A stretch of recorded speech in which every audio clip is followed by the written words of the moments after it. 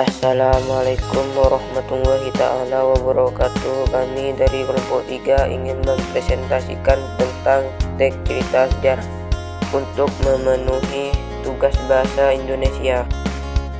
Dan inilah kelompok kami.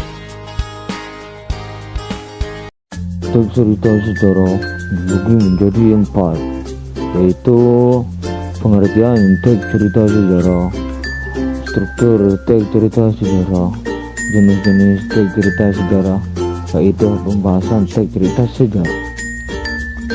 Pengertian teks cerita sejarah.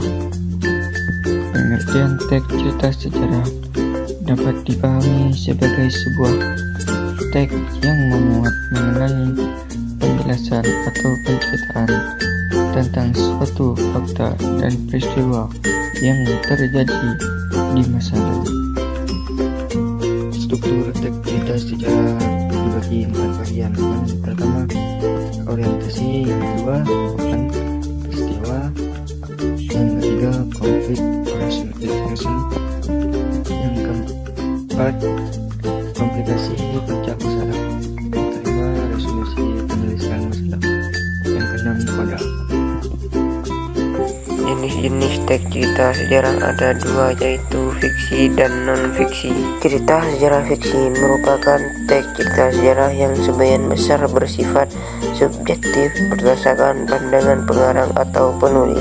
Cerita sejarah non-fiksi merupakan teks cerita sejarah yang secara keseluruhan isinya didasarkan pada fakta atau benar-benar terjadi. Kaidah pembahasan teks cerita sejarah yaitu dibagi menjadi 5. Pertama, memakai pronomina. Yang kedua, memakai frasa adverbial.